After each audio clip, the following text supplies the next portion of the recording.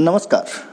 जब बीच में हम आपके पास आते हैं तो निश्चित रूप से कोई ना कोई बड़ी खबर होती है और इसीलिए हमने इस नए एपिसोड का नाम दिया है बहुत ज़रूरी है। क्या इस देश में कोरोना को हराने के लिए हमारे पास पर्याप्त साधन हैं? क्या हमने कोरोना को हराने के लिए अपने तरफ से कोई पहल कर लिया है, वो व्यवस्था ढूंढ ली है, वो इलाज हमने ढूंढ लिया है या दवा हमने बना ली है? चर्चा हमारी इस विषय पर होनी चाहिए, पर इस देश में जो चर्चाएं शुरू हो गई हैं उन चर्चाओं पर हम आपका ध्यान लेके जाना चाहते हैं। कोरोना संकट में पूरा देश, खास करके बिहार जैसे गरीब और कमजोर राज्य जूझ रहे हैं। इसमें अलग से एक विषय छिड़ गया है जिस पर चर्चाएं लगातार हो रही हैं। भारत में 80% हिंदू हैं। यहाँ अल्पसंख्यकों से उन्हें क्यों डरना चाहिए? क्या ये चर्चा जरूरी थी? दरअसल डरना तो उन्हें चाहिए जो अल्पसंख्यक हैं। यदि ये बातें आपके कान तक जा रही हैं तो आपको पल भर के लिए झटका लगेगा कि आप भारत में हैं, जहाँ के संविधान ने सर्वधर्म समभाव को अपनी आत्मा का हिस्सा बनाकर दुनिया में एक संदेश दिया है। जब से एनआरसी, सीएए, एनपीआर की चर्चा और कानून बनाने की बात शुरू हुई, तब से देश में अल्पसंख्यक समाज संशय की स्थिति में है और डरा हुआ है।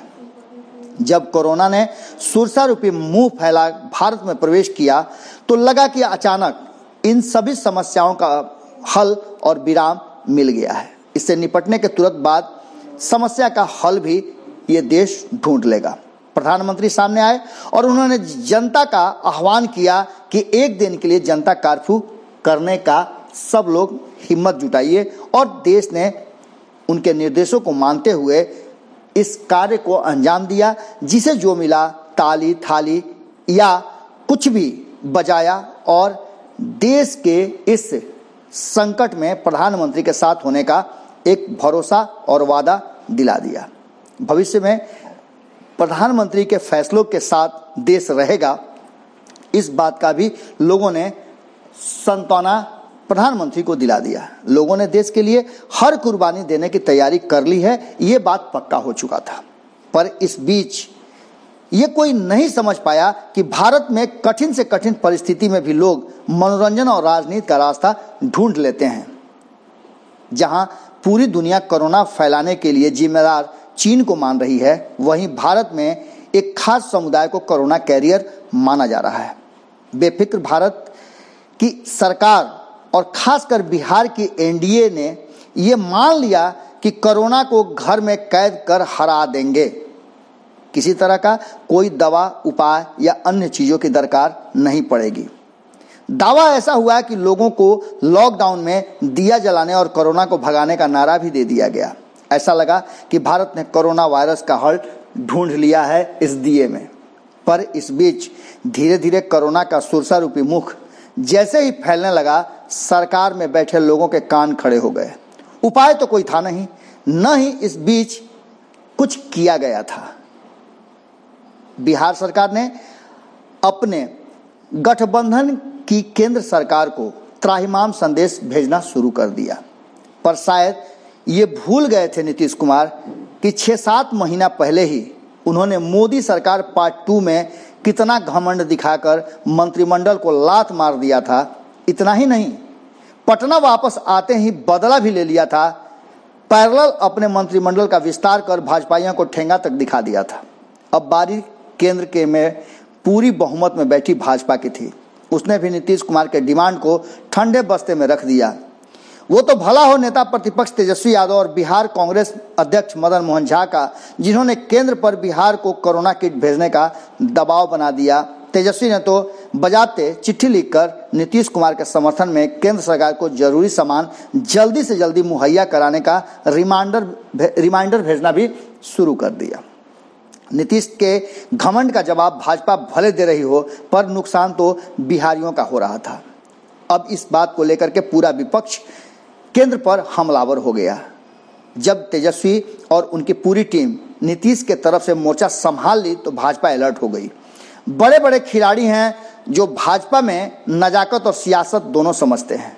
उन्हें लगा कि कहीं ऐसा ना हो कि कोरोना के चक्कर में, नीतीश को बुझाने के चक्कर में फिर से गोटी सेट न हो जाए। फटाफट थोड़ा कुछ भेज खाना पूर्ति करना शुरू कर दिया और धीरे से सबका मुंह बंद कर दिया।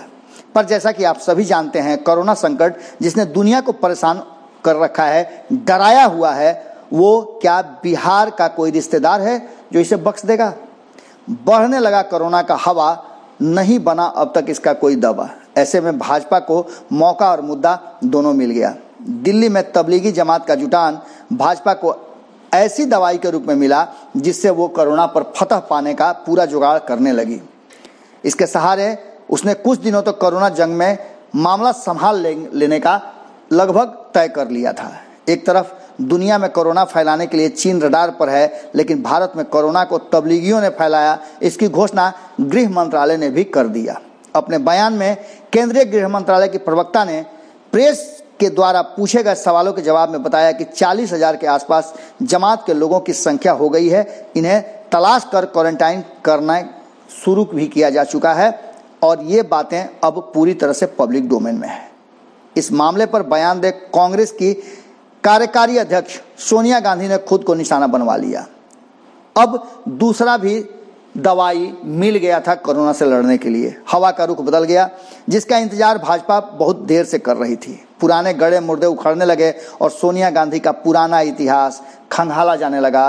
कोरोना महामारी से ज़्यादा लिखा पढ़ा जाने लगा सोनिया का चरित्र, चेहरा और उनके द्वारा किए गए कार्यों और नहीं किए गए कार्यों पर भी लोग अब बोलियां और बोलना शुरू कर चुके हैं। हद तो तब हो गई जब महाराष्ट्र में संतों की हत्या को पहले सांप्रदायिक रंग देने का प्रयास हुआ, फिर उसे सोनिया गांधी के मत्थे मढ़ दिया गया। इन सब घटनाओं के बीच एक शख्स जो खुद को इस देश का सबसे बड़ा सफल और सामाजिक समरसता, न्यायप्रिय, विकास पुरुष, आदर्श और साथ में सेकुलर का मसीहा मानता है, वो चुप्पी साधे बैठा रहा। ये वही हैं जिन्होंने भाजपा को इसलिए छोड़ा था कि उसके नेता की छवि और क्रियाकलापों से देश में सांप्रदायिकता का खतरा फैल जाएगा। दुनिया भारत की तरफ देख रही है और यह भी देख रही है कि इस देश में कोरोना जैसी महामारी की लड़ाई को किस तरह दिशाहीन करने का प्रयास किया जा रहा है। इतिहास कभी चुप नहीं रहता, अपने कर्मों और कृत्यों के अनुसार अपना आकलन करता है। भले आप आंख बंद कर रात होने का भ्रम में रहें, पर हकीकत से मुंह नहीं मोड़ सकते। बिहार के लोग नीतीश कुमार में न्याय के साथ विकास, सुशासन बाबू की छवि का तलाश करना शुरू कर चुके हैं।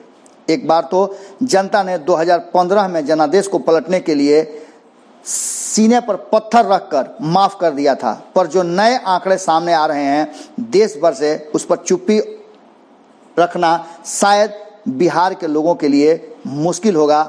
और ये भी हो सकता है कि इस बार माफी का कोई गारंटी बिहार की जनता नीतीश कुमार को न दे। कोरोना वायरस के संकट से पूरा देश जूझ रहा है। कोविड-19 की वजह से देश भर में लॉकडाउन है। सभी कोरोना को हराने के लिए भी सरकार के दिशा निर्देशों और एजेंसियों द्वारा किए जा रहे समय समय पर घोषणाओं का अनुपालन कर रहे हैं। पर इस बीच जिस तरह से कोरोना फैलाने वालों में खास समुदाय को मोहरा बनाया जा रहा है, उसने भय पैदा कर दिया है। इस देश में लोग कोरोना से ज़्यादा इस तरह के प्रचार से डरे हुए हैं। इन सब के बीच जो नया खुलासा सामने आया है वो और भी चौंकाने वाला है। देश भर के 101 पूर्व नौकरशाहों ने आगे बढ़कर मुसलमानों के उत्पीड़न का जिक्र करते हुए राज्यों के मुख्यमंत्रियों और राज्यपालों की चिट्ठी लिखी है। इस चिट्ठी में मुस्लिम उत्पीड़न की बात कही गई है। आपको बता दें कि इसमें नीतीश कुमार भी शामिल हैं, जो बिहार में सांप्रदायिकता के सबसे बड़े पुरोधा के रूप में जाने जाते हैं कि वो सांप्रदायिकता को पूरी तरह से नष्ट करने का बीड़ा उठाए हुए हैं। एक सेकुलर नेता के रूप में नीतीश कुमार की छवि बहुत ही ऊपर रखी जाती है और इसके साथ ही लोग उन पर भरोसा भी करते हैं। सूत्रों की माने तो चिट्ठी का मकसद साफ है कि तबलीगी जमात केस के बाद मुस्लिमों के खिलाफ माहौल तैयार किया गया है, जिससे वे भेदभाव के शिकार हो रहे हैं। इस पत्र में तबलीगी जमात की आलोचना तो की गई है, लेकिन आरोप ये लगाया गया है कि मुसलमानों के खिलाफ एक अलग तरह के देश में माहौल बनाने की का प्रयास किया जा रहा है। इस पत्र में साफ तौर पर कहा गया है कि सोशल डिस्टेंसिंग का उल्लंघन अकेले जमात ने नहीं किया है। ध्यान देने वाली बात है कि यह चिट्ठी उसी दिन सामने आई जिस दिन कांग्रेस अध्यक्ष सोनिया गांधी ने भारतीय जनता पार्टी पर सांप्रदायिकता फैलाने का आरोप लगाया था। 23 अप्रैल को सोनिया गांधी ने एक बयान में कहा था कि सांप्रदायिकता के वायरस को फैलाया जा रहा है, उसी दिन 101 पूर्व नौकरशाहों की चिट्ठी भी राज्यों को लिखी गई थी। चिट्ठी के बाद देश में हंगामा शुरू हो गया है और इसमें सोनिया गांधी को कहीं ना कहीं लोग टारगेट करना शुरू कर चुके हैं। तबलीगी जमात से फैले कोरोना संक्रमण से उठा मामला अब एक नए मोड़ को पकड़ने लगा है और इसकी दिशा बदल गई है। जब रमजान का महीना शुरू हो रहा है तो इसी बीच 101 पूर्व नौकरशाहों के खुले खत ने हंगामा मचा दिया है। राज्यों के मुख्यमंत्रियों और केंद्र शासित प्रदेशों के उपराज्यपालों को लिखी इस चिट्ठी में कहा गया है कि बड़ी नाराजगी के साथ हम देश में कुछ हिस्सों में मुस्लिमों के उत्पीड़न की घटनाओं पर अपना ध्यान आकृष्ट कराना चाहते हैं, खासकर वो घटनाएं जो दिल्ली के निजामुद्दीन मरकज में तबलीगी जमात की बैठक के बाद घटित हो रही हैं। पत्र में लिखा गया है कि सोशल डिस्टेंसिंग नहीं मानने के लिए जमात की आलोचना की जा रही है। हालांकि राजनीतिक और धार्मिक मुद्दों पर यह कोई अकेली बैठक नहीं है, लेकिन मीडिया के एक खास वर्ग ने कोविड-19 को भी सांप्रदायिक रंग दे दिया है। दिल्ली सरकार की एडवाइजरी न मानकर निंदनीय काम किया गया है, इससे कोई इनकार नहीं कर रहा है, लेकिन इसे मीडिया का सांप्रदायिक रंग देना बेहद ही गैर जिम्मेदाराना है। वहीं चिट्ठी में आगे कहा गया है कि इसमें मुस्लिम को लेकर समाज में शत्रुता कटुता भर दी जा रही है। मुस्लिम विक्रेताओं को थूकने के फर्जी वीडियो क्लिप्स सामने आए। चिट्ठी में भी इसी सब घटनाओं की चर्चा की गई है और ब्यौरा भी है जिसमें मुसलमानों के कथित तौर पर भेदभाव हुआ है। चिट्ठी में देश भर की घटनाओं को लेकर मुस्लिम देश से भारत के संबंधों को लेकर भी आगाह किया जा रहा है। आपको बता दें कि इस चिट्ठी का संबंध कांग्रेस की अध्यक्षा सोनिया गांधी से भी जोड़कर देखा जाने लगा है। चिट्ठी और सोनिया गांधी के सीईसी की बैठक में ये कहा जाना कि जब हमारे देश में कोरोना महामारी है तो इसे एकजुट होकर लड़ना चाहिए। ऐसे वक्त में भी बीजेपी सांप्रदायिक भेदभाव और नफरत का वायरस फैला रही है। इससे हमारे सामाजिक ताने बाने को बड़ा नुकसान पहुंचाया जा रहा है। सोनिया गांधी का बयान पालघर में 2 साधुओं की लिंचिंग पर उठे तूफान के मद्देनजर भी रखा गया था। बीजेपी ने सोनिया गांधी के बयान पर पलटवार करने में जरा भी देर नहीं की। उसके बाद जो तूफान कोरोना को भी पीछे छोड़ने पर आमादा है उसे देश और दुनिया ने देखा है। सांप्रदायिकता के मुद्दे पर सोनिया को ने बीजेपी पर सीधे हमला किया था और 101 पूर्व नौकरशाहों की चिट्ठी से असहिष्णुता की बहस फिर से शुरू हो सकती है। इन सब के बीच अब सवाल उन सेकुलर नेताओं पर उठने लगे हैं जो सत्ता पर तो हैं पर बिल्कुल चुप्पी साधे हुए हैं। क्या ये चुप्पी देश, समाज, राज्य, राष्ट्र और भारत के संविधान जो सर्वधर्म समभाव की बात करता है उसे नुकसान पहुंचाएगा? आपके पास भी कोई जवाब हो तो जरूर दीजिएगा, क्योंकि ये देश जितना देश के प्रधानमंत्री, मंत्री, मुख्यमंत्री या अन्य नेताओं की है उतना ही आपका भी है और आपका इस देश के प्रति उनसे ज़्यादा कर्तव्य है, क्योंकि ये देश लोकतंत्र की आत्मा से जीता है और लोग इस लोकतंत्र की आत्मा होते हैं। जुड़े रहें भारत लाइव के साथ। बहस के बीच में जरूरी क्यों है, इस पर भी आपकी प्रतिक्रिया हम चाहेंगे। क्या इस देश में बहस जरूरी है? जुड़े रहें भारत लाइव के साथ। यहाँ खबरों का सिलसिला कभी नहीं रुकता। नमस्कार।